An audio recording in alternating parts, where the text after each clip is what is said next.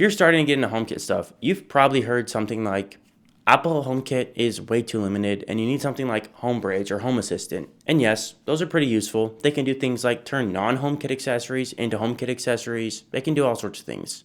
But I still choose HomeKit first almost every time, and I'm going to explain why in this video. Super quick, here's the difference between HomeKit and HomeBridge. HomeKit is Apple's official smart home system.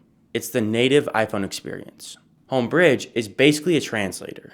It runs on something like a Raspberry Pi, old computer you have laying around, or a Mac Mini. It lets non-HomeKit devices pretend that they are HomeKit devices. So why do I pick something that's a lot more limited, Apple HomeKit, versus something like Home Assistant, which has just a ton more features? My number one reason, pretty simple, is reliability. With pure Apple HomeKit devices, it's usually add accessory, scan code, assign room, and you're done. And then it just works forever. With Home Assistant, it can be rock solid, but you're depending on tons more things, like the device's cloud service, working with all sorts of developers on Home Assistant that are going to have bugs and just all sorts of problems, or just updates that break everything. And when it breaks, you're not just going to be troubleshooting a smart light, you're going to be troubleshooting the entire mini computer system. HomeKit's not perfect, but there's a lot less going on. And obviously, when there's a lot less going on, there's a lot less room for problems. And to me, that's a lot better. In fact, HomeKit is a lot more simple. And I'm not really here for a hobby. I'm here for a smart home that works. I don't want my smart home to be another project that I have around the house. I just want things to work and be simple. Another huge reason is security and privacy. HomeKit is built around security. Things like local control when possible, end-to-end encryption, Home Hub security, and secure pairing with HomeKit codes.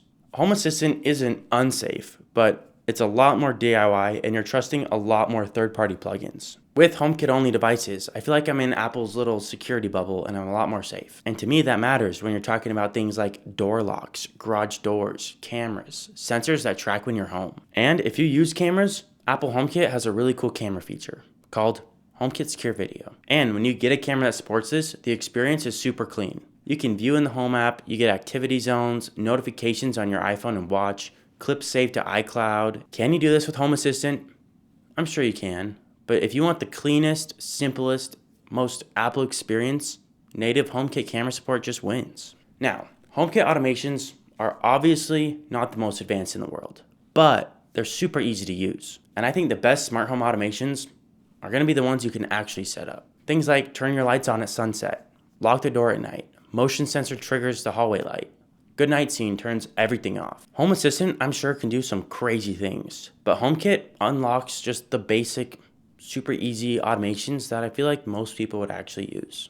In fact, that's the whole thing, is I think most people can use HomeKit a lot easier than Home Assistant. Home Assistant can work perfect until the day something breaks.